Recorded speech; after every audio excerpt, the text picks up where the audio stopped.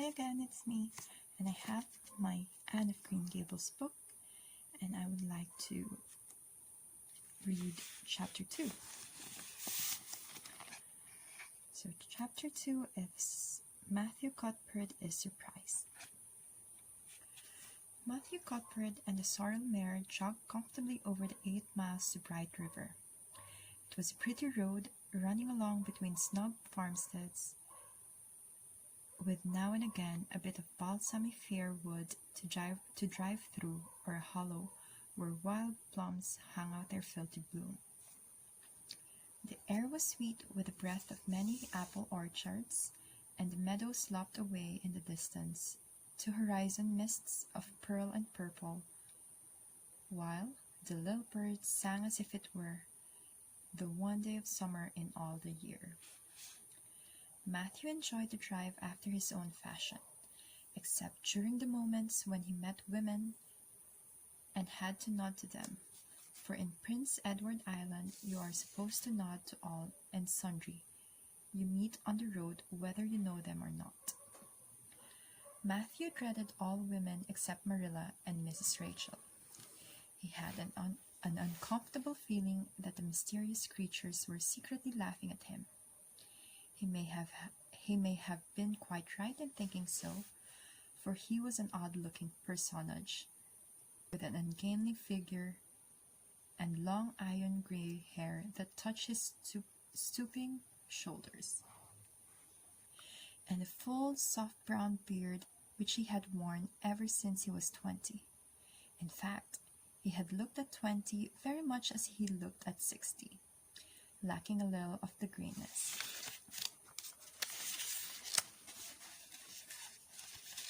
When he reached Bright River, there was no sign of any train. He thought it was too early, so he tied his horse in the yard of the small Bright River Hotel and went over to the station house. The long platform was almost deserted, the only living creature in sight being a girl who was sitting on a pile of shingles at the extreme end. Matthew, barely noting that it was a girl, sidled past her as quickly as possible without looking at her. Had he looked, he could hardly have failed to notice the tense rigidity and expectation of her attitude and expression. She was sitting there waiting for something or somebody, and since sitting and waiting was the only thing to do just then, she sat and waited with all her might and main. Matthew encountered the station master locking up the ticket office preparatory to going home for supper, and asked him if the 5:30 train would soon be along. The 5:30 train has been in and gone half an hour ago," answered the brisk official. "But there was a passenger drop-off for you, a little girl.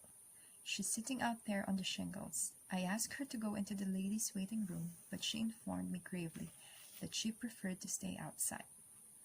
There was more scope for imagination, she said.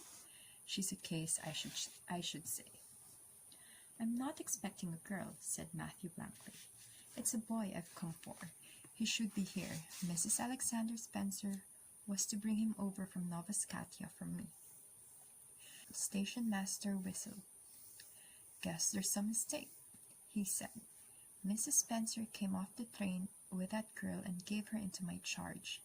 Said you and your sister were adopting her from an orphan asylum and that you would be along for her presently. That's all I know about it, and I haven't got any more orphans concealed hereabouts." "I don't understand," said Matthew helplessly, wishing that Marilla was at hand to cope with the situation. "Well, you'd better question the girl," said the station master carelessly. "I dare say she'll be able to explain. She's got a tongue of her own, that's certain. Maybe they were out of boys of the brand you wanted." He walked jauntily away, being hungry, and unfortunate Matthew was left to do that, which was harder for him than bearding a lion in its den. Walk up to a girl. A strange girl, an orphan girl, and demand of her why she wasn't a boy. Matthew groaned in spirit as he turned about and shuffled gently down the platform towards her. She had been watching him ever since he had passed her, and she had her eyes on him now. Matthew was not looking at her and would not have seen what she was really like if he had been, but an ordinary observer would have seen this. A child of about 11, garbed in a very short, very tight, very ugly dress of yellowish gray wincey. She wore a faded brown sailor hat, and beneath the hat, extending down her back, were 2 braids of very thick, decidedly red hair. Her face was small, white and thin, also much freckled. Her mouth was large, and so were her eyes, that looked green in some lights and moods and gray in others. So far, the ordinary observer, an extraordinary observer, might have seen that the chin was very pointed and pronounced, that the big eyes were full of spirit and vivacity, that the mouth was sweet-lipped and expressive, that the forehead was broad and full. In short, our discerning extraordinary observer might have concluded that no commonplace soul inhabited the body of this stray woman, child of whom shy Matthew Cuthbert was so ludicrously afraid. Matthew, however, was spared the ordeal of speaking first, for as soon as she concluded that he was coming to her, she stood up, grasping with one thin brown hand the handle of a shabby, old-fashioned carpet-bag. The other she held out to him. "I suppose you are Mr. Matthew Cuthbert of Green Gables," she said in a peculiarly clear, sweet voice. "I'm very glad to see you. I was beginning to be afraid you weren't coming for me, and I was imagining all the things that might have happened to you, to prevent you. I had made up my mind that if you didn't come for me tonight, I'd go down the track to that big wild cherry tree at the bend, and climb up into it to stay all night. I wouldn't be a bit afraid, and it would be lovely to sleep in a wild cherry tree all white with bloom in the moonshine, don't you think? You could imagine you were dwelling in the marble halls, couldn't you? And I was quite sure you would come for me in the morning, if you didn't tonight." Matthew had taken his scrawny little hand awkwardly in his. Then and there he decided what to do. He could not tell this child with the glowing eyes that there had been a mistake. He would take her home and let Marilla do that. She couldn't be left at Bright River anyhow, no matter what mistake had been made, so all questions and explanations might as well be deferred until he was safely back at Green Gables. "I'm sorry I was late," he said shyly. "Come along. The horse is over in the yard. Give me your bag."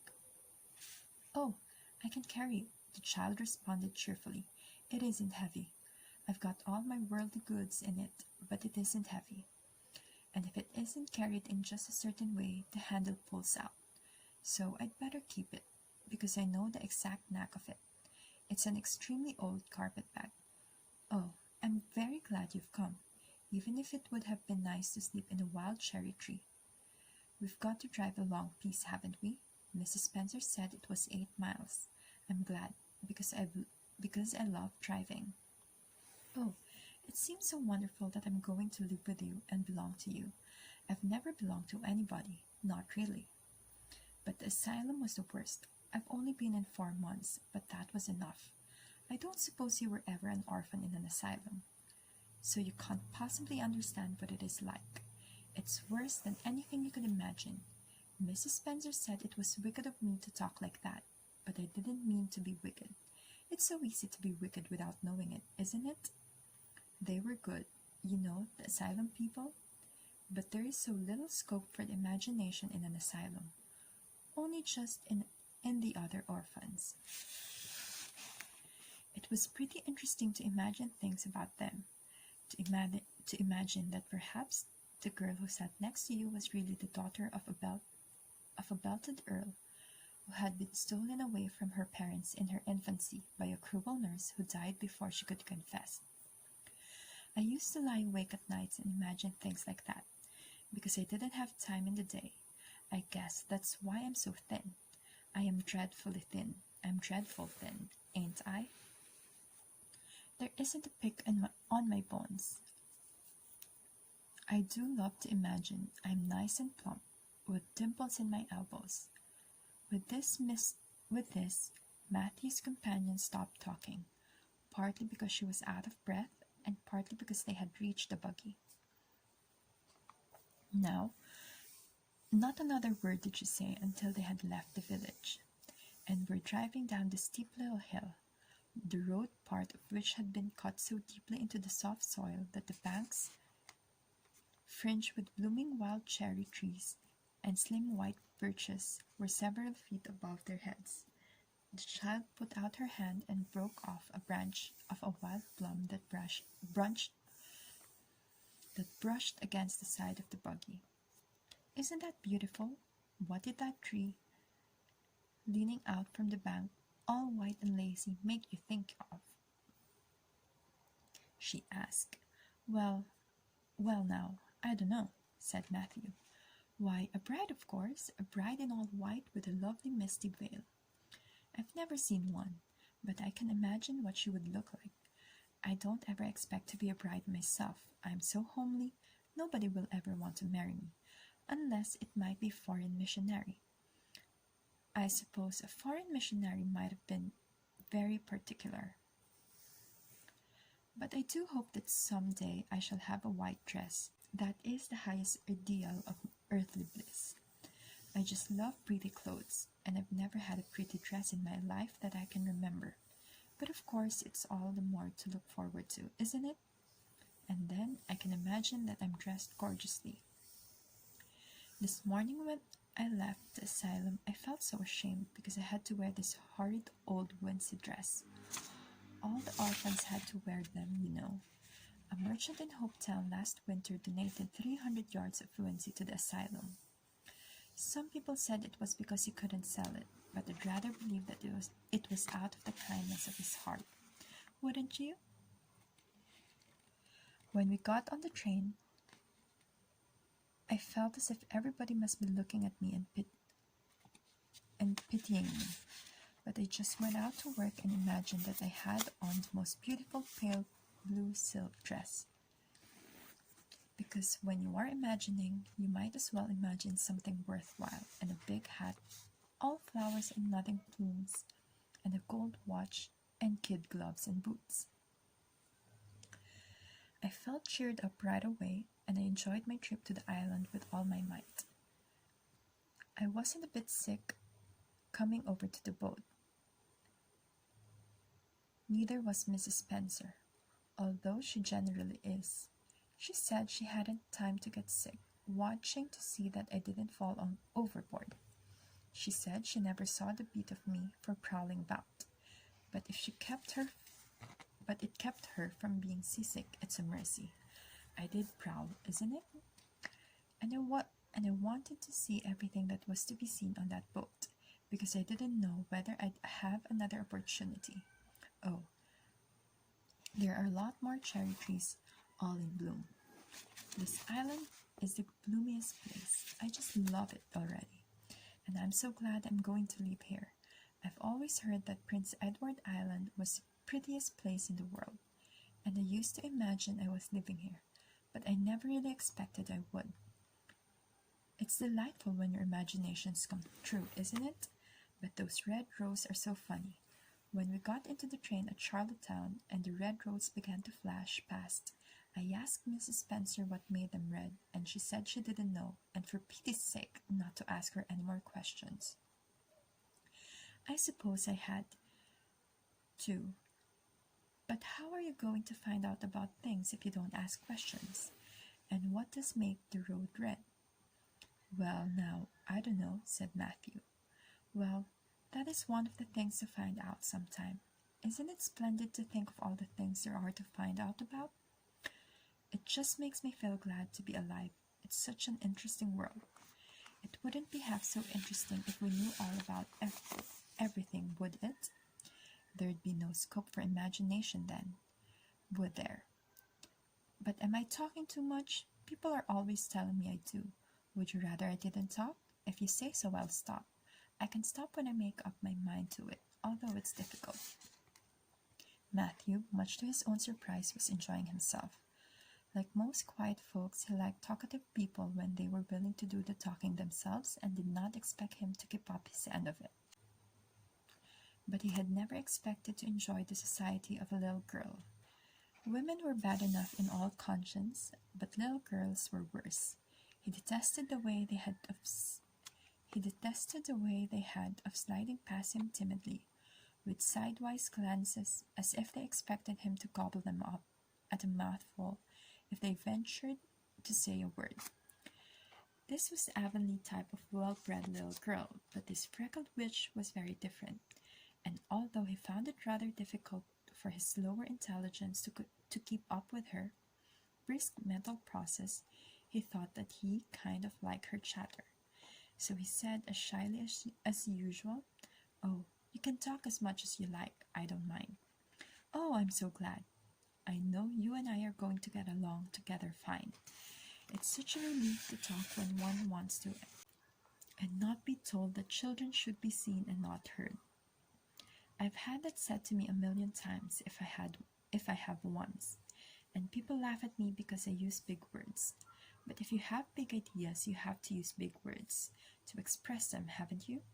"Well, now, that seems reasonable," said Matthew. "Mrs. Spencer said that my tongue must be hung in the middle, but it isn't. It's firmly fastened at one end. Mrs. Spencer said your place was named Green Gables. I asked her all about it, and she said there were trees all around it. I was gladder than ever. I just love trees, and there weren't any at all about the asylum. Only a few poor weeny teeny things out in the front with a little whitewashed cagey things about them. They just looked like orphans themselves. Those trees did. It used to make me want to cry to look at them. I used to say to them, 'Oh, you poor little things.' If you were out in the great big woods with other trees all around you, and little mosses and June bells growing over your roots, and a brook not far away, and birds singing in your branches, you could grow, couldn't you? But you can't where you are. I know just exactly how you feel, little trees. I feel sorry to leave them behind this morning. You do get so attached to things like that, don't you? Is there a brook anywhere near Green Gables? I forgot to ask Mrs. Spencer that."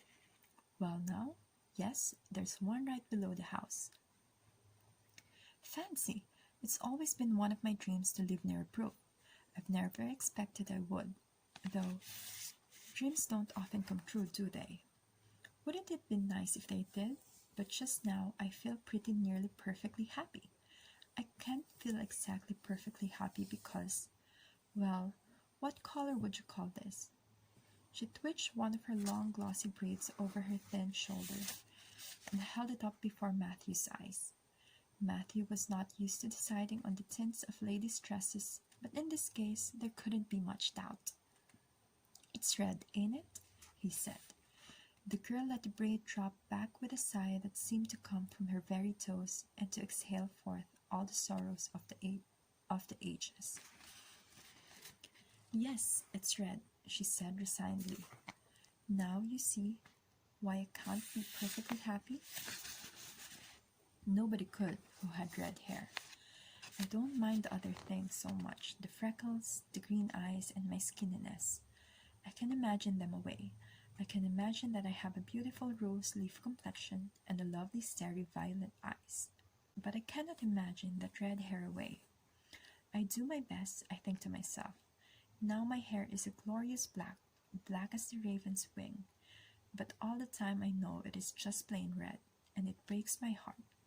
It will be my lifelong sorrow. I read of a girl once in a novel who had a lifelong sorrow. But it wasn't red hair. Her hair was pure gold, rippling black from her alabaster brow." "What is an alabaster brow?" "I never could find out. Can you tell me?" "Well, now, I'm afraid I can't," said Matthew, who was getting a little dizzy. He felt as he had once felt in his rash youth when another boy had teased him on the merry-go-round at a picnic. "Well, whatever it was, it must have been something nice, because she was divinely beautiful. Have you ever imagined what it must feel like to be divinely beautiful?" "Well, now, no, I haven't. confessed Matthew ingenuously. I have often. Which would you rather be if you had a choice, divinely beautiful or dazzlingly clever or angelically good? Well, now, I don't know exactly. Neither do I. I can never decide, but it doesn't make much real difference, for it isn't likely I'll ever be either. It's certain I'll never be angelically good, Mrs. Spencer says. Oh, Mr. Cuthbert, oh, Mr. Cuthbert, oh, Mr. Cuthbert. That was not what Mrs. Spencer had said. Neither had the child tumbled out of the buggy, nor had Matthew done anything astonishing. They had simply rounded a curve in the road and found themselves in the avenue. The avenue, so called by the Newbridge people, was a stretch of road 400 or 500 yards long, completely arched over with huge, wide-spreading apple trees planted years ago by an eccentric old farmer. Overhead was one long canopy of snowy, fragrant bloom. Below the boughs, the air was full of a purple twilight, and far ahead, a glimpse of painted sunset sky shone like a great rose window at the end of a cathedral aisle. Its beauty seems to strike the child dumb.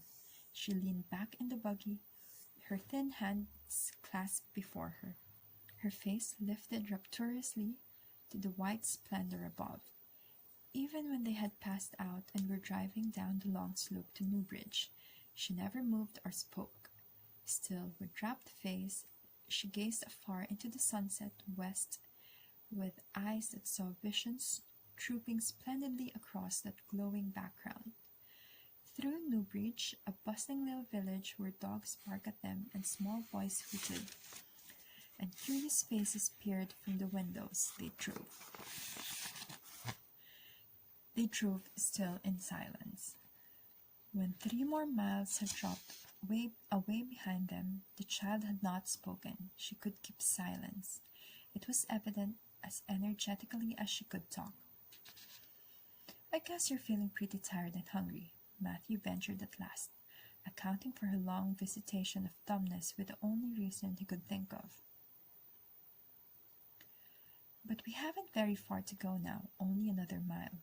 She came out of her reverie with a deep sigh and looked at him with the dreamy gaze of a soul that had been wandering far, star-led. Oh, Mr. Cuthbert, she whispered, that place we came through, that white place, what was it? Well, now, you must mean the avenue, said Matthew, after a few moments' profound reflection. It is a kind of pretty place. Pretty? Oh, pretty doesn't seem the right word to use, nor beautiful either. They don't go far enough. Oh, it was wonderful, wonderful. It's the first thing I ever saw that couldn't be improved upon by imagination. It just satisfied me here. She put one hand on her breast. It made a queer, funny ache, and yet it was a pleasant ache. Did you ever had an ache like that, Mr. Cuthbert? Well, now, I just can't recollect that I ever had. I have it lots of times, whenever I see anything royally beautiful. But I shouldn't call that lovely place the Avenue. There is no meaning in a name like that. They should call it, let me see, the White Way Delight? The White Way of Delight? Isn't that a nice imaginative name? When I don't like the name of a place or a person, I always imagine a new one and always think of them so. There was a girl at the asylum whose name was Hezekiah Jenkins, but I always imagined her as Rosalia Devery. Other people may call that place the Avenue, but I shall always call it the White Way of Delight.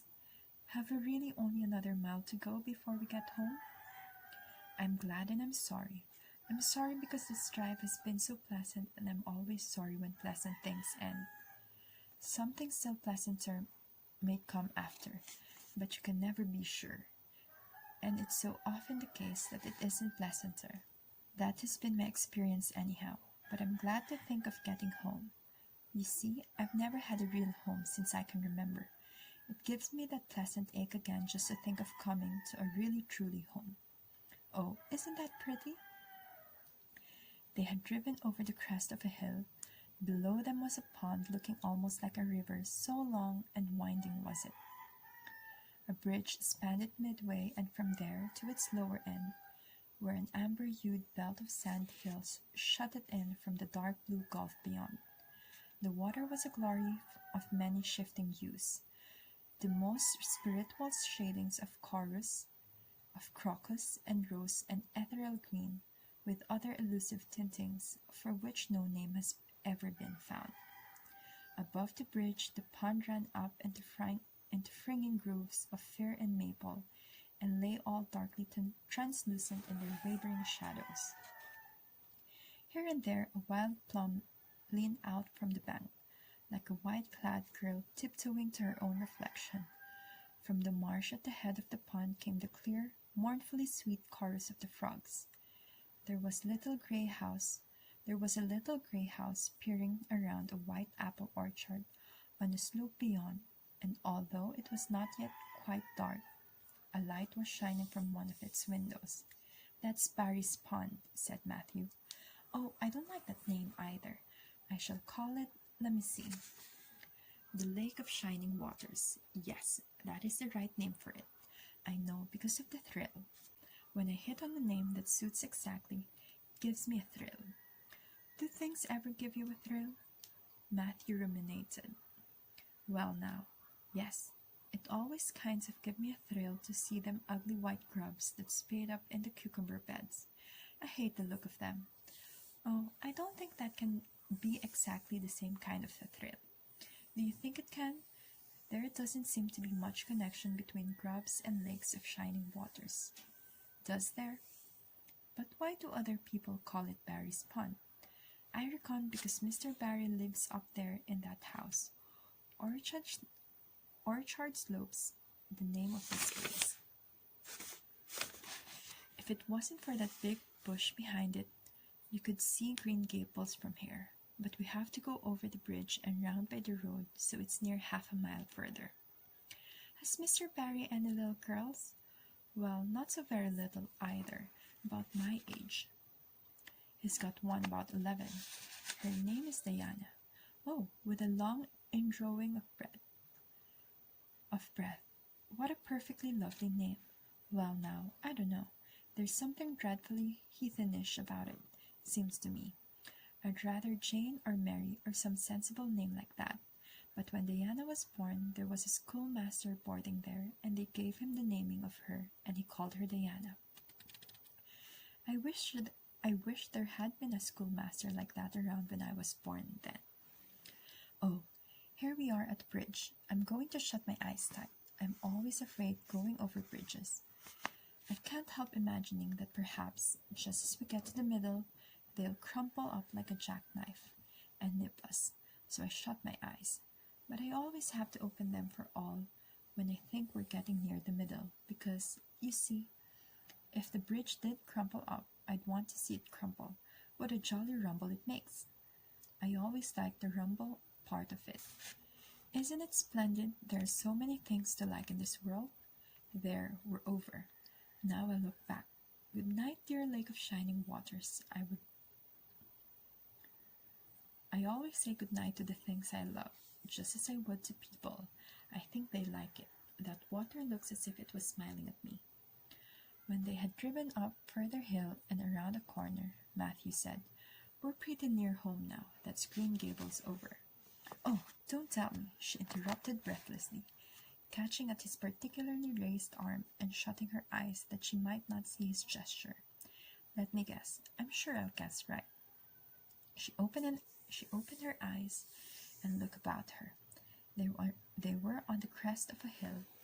The sun had set some time since, but the landscape was still clear in the mellow afterlight. To the west, a dark church spire rose up against a marigold sky. Below was a little valley, and beyond a long, gently rising slope with snug farmsteads scattered along it. From one to another, the child's eyes darted, eager and wistful. At last they lingered on one away to the left, far back from the road, dimly white with blossoming trees in the twilight of the surrounding woods. Over it, in the stainless southwest sky, a great crystal white star was shining like a lamp of guidance and promise. "That's it, isn't it?" she said, pointing. Matthew slapped the reins on the sorrel's back delightedly. "Well now, you've guessed it, but I reckon Mrs. Spencer described it so you could tell." "No, she didn't. She really didn't. All she said might just as well have been about most of those other places. I hadn't any real idea what it looked like, but just as soon as I saw it, I felt it was home. Oh, it seems as if I must be in a dream. Do you know, my arm must be black and blue from the elbow up, for I've pinched myself so many times today. Every little while, a horrible, sickening feeling would come over me, and I'd be so afraid it was all a dream. Then I'd pinch myself to see if it was real, until suddenly I remembered that even supposing it was only a dream, I'd better go on dreaming as long as I could. So I stopped pinching, but it is real and we're nearly home." With a sigh of rapture, she relapsed into silence. Matthew stirred uneasily. He felt glad that it would be Marilla and not he who would have to tell this waif of the world that the home she longed for was not to be hers after all. They drove over Lynn's Hollow, where it was already quite dark, but not so dark that Mrs. Rachel could not see them from her window vantage, and up the hill and into the long lane of Green Gables. By the time they arrived at the house, Matthew was shrinking from the approaching revelation with an energy he did not understand. It was not of Marilla or himself he was thinking, or of the trouble this mistake was probably going to make for them, but of the child's disappointment. When he thought of that rapt light being quenched in her eyes, he had an uncomfortable feeling that he was going to assist at murdering something, much the same feeling that came over him when he had to kill a lamb or a calf or any other innocent little creature. The yard was quite dark as they turned into it, and the poplar leaves were rustling silkily all around it.